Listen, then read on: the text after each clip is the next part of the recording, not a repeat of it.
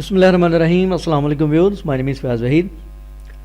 Viewers, last HTML5 के lecture में हमने ओवरव्यू देखा था HTML5 का, और कुछ इंट्रोडक्शन हमने किया था कि HTML5 क्या है और उसमें नए एलिमेंट्स हम कौन कौन से देखेंगे। उसकी एक लंबी लिस्ट थी, उनको हम वन बाय वन इंशाल्लाह प्रैक्टिस के साथ देखते जाएंगे। और उसके अलावा कुछ हमने डॉक टाइप की भी बात की थी, और कुछ जर्नल सी डिस्कशन सारी HTML5 के हवाले से हुई थी। नेक्स्ट हम मूव करते हैं प्रैक्टिस करने से पहले, मैं प्रोग्राम की तरफ जाने से पहले आपको थोड़ा सा पहले एक दो चीज़ों का आइडिया दे दूं। उसकी रीज़न ये है कि HTML 4.01 में बहुत सी ऐसी चीज़ें थी जिसको W3C ने स्टैंडर्ड डिफाइन करने के बाद XHTML में कवर किया था। उन्होंने रूल्स डिफाइन कर दिए थे कि आप XHTML में ये काम करेंगे और ये नहीं करेंगे। वो थोड़ा सा यहाँ पे हम देख लेते हैं कि हमने किस किस चीज़ को मद्देनज़र रखना है, और कौन सी अच्छी प्रैक्टिस है और कौन सी प्रोफेशनल प्रैक्टिस नहीं है। ठीक है, और मार्केट में आपने काम करना है तो इसलिए आपको चीज़ों का आइडिया होना चाहिए। और हम यहाँ पे 4-5 पॉइंट हैं वो हम डिस्कस कर लेते हैं यहाँ पे कि हमने किस तरीके से HTML5 में काम करना है। HTML4 में जितनी भी चीज़ें थी हमें वहाँ पे काफ़ी ज़्यादा रियायत थी, रियायत यहाँ पे भी है, लेकिन हमने उसको उस तरीके से काम नहीं करना जो कि एक इनवैलिड आप कह लें कि तरीका है। फॉर एग्जांपल, सबसे पहला पॉइंट है use a consistent CSS। A user must use consistent style while writing HTML. It makes the code simpler and more understandable for people. Your code must be small, clean and well formed. यानी कि आप एक consistent CSS use करें जब भी आप professional work करें। ये ना हो कि आपने एक तो कोड को बहुत ज़्यादा लेंथी करते जा रहे हैं, और फ़र्ज़ करें सेम स्टाइलिंग आपने 2-3 जगह पे करनी है, लेकिन आप उसको बजाय इसके कि एक ही जगह पे उनको यूज़ करके टैग्स को यूज़ करके स्टाइलिंग करने के बजाय आप एक तो कोड को मज़ीद करते जा रहे हैं, और उसके बाद एक और आप काम करते जा रहे हैं कि आप इंटरनल CSS भी यूज़ कर रहे हैं, एक्सटर्नल CSS भी यूज़ कर रहे हैं, इनलाइन CSS भी यूज़ कर रहे हैं। ठीक है, तो ये कंसिस्टेंसी नहीं है। आप एक प्रॉपर वे में एक अच्छे तरीके से काम करें ताकि समझने वाले के लिए भी आसानी हो, और आपका काम भी बहुत ज़्यादा कह लें कि अच्छा होना चाहिए, देखने वाले को पता चलना चाहिए कि वाकई किसी प्रोग्रामर ने काम किया है। उसके बाद नेक्स्ट पॉइंट है यूज़ करेक्ट डॉक्यूमेंट टाइप। अच्छा, यहाँ पे हमने डॉक्यूमेंट टाइप, मैंने आपको लास्ट लेक्चर में बताया था कि हमने यहाँ पे कंप्लीट DTD वगैरह का रेफरेंस हमने यहाँ पे नहीं देना होता HTML5 में, और हमने जस्ट यहाँ पे राइट करना है डॉक टाइप HTML। ठीक है, जस्ट सिंपल हम डॉक टाइप HTML राइट करेंगे और इसके जितने भी टैग्स हैं उनको यूज़ करेंगे। लेकिन आपके पास जो ब्राउज़र है, वेब ब्राउज़र, आपके पास लेटेस्ट वर्जन होना चाहिए जो कि HTML5 के टैग्स को, एलिमेंट्स को सपोर्ट करता हो।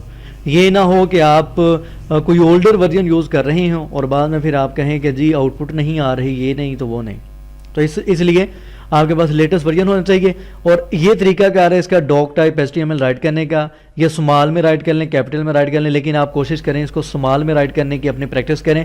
क्यों? क्योंकि हमने जितने भी टैग्स और एलिमेंट्स राइट करने होते हैं वो सारे के सारे हम स्मॉल में ही राइट करते हैं, और करने भी स्मॉल में ही चाहिए। ये गुड प्रैक्टिस भी है और ये W3C का रूल भी है। अच्छा जी, नेक्स्ट चलते हैं। जैसा कि मैंने अभी लास्ट आपको बताया, use lower case element names. आप पैराग्राफ का टैग यूज करते हैं, इमेज का टैग यूज करते आए हैं, या कोई भी एलिमेंट आप यूज करते हैं, टेबल का या लिस्ट का, हाइपर लिंक का यूज करते हैं, तो जो गुड प्रैक्टिस है वेब के स्टैंडर्ड्स के मुताबिक, वो गुड प्रैक्टिस ये कहती है कि आप हमेशा लोअर केस यूज करें। ठीक है, अक्सर स्टूडेंट, मैंने बताया भी था, क्या करते हैं, कहीं पे P कैपिटल लिख दिया, कहीं पे स्मॉल में लिख दिया, P स्मॉल से टैग स्टार्ट किया और जब उसको क्लोज किया तो कैपिटल में लिख दिया। तो ये एक अच्छा तरीका नहीं है काम करने का।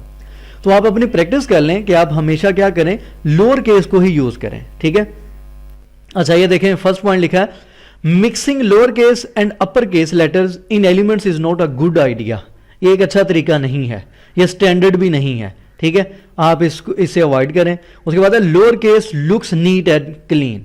आप कोशिश करें कि जितने भी आपने एलिमेंट्स यूज करने हैं, जितने भी टैग्स यूज करने हैं, सारे के सारे लोअर केस में होने चाहिए। ठीक है जी, उसके बाद नेक्स्ट पॉइंट है lower case is easy to right.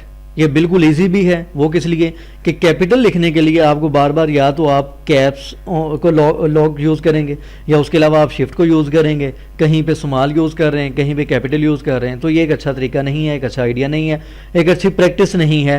तो इसलिए आप कोशिश करें आप अपनी प्रैक्टिस सारी की सारी लोअर केस में करें और लोअर केस को ही यूज़ करें। ठीक है, उसके बाद है developers mainly use lower case letters, और जितने भी प्रोफेशनल डेवलपर्स हैं, प्रोग्रामर हैं, वो हमेशा लोअर केस को ही यूज़ करते हैं। और मैं आपको 2-4 दफ़ा पहले ही बता चुका हूं कि W3C ने जो XHTML के लिए रूल्स डिफाइन किए थे, उन रूल्स में भी यही था कि आप हमेशा एलिमेंट का जो नेम है उसको लोअर केस में ही राइट करेंगे।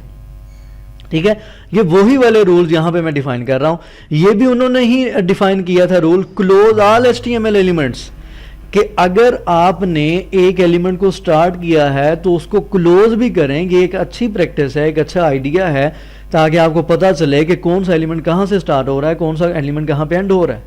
ऐसे एलिमेंट्स जिनका क्लोजिंग टैग नहीं होता उनकी मैं बात नहीं कर रहा, मैं उनकी बात कर रहा हूं जिनका क्लोजिंग टैग होता है। कि आपने एक एलिमेंट को कहीं से स्टार्ट किया। अब सम टाइम मेरे पास अक्सर जो स्टूडेंट्स की कह लें कि मिस्टेक्स या स्टूडेंट की करेक्शन के लिए मेरे पास कोई भी फाइल वगैरह या प्रोग्राम आता है, उसमें अक्सर ऐसा होता है कि एक टैग को स्टार्ट किया होता है, एंड किया ही नहीं।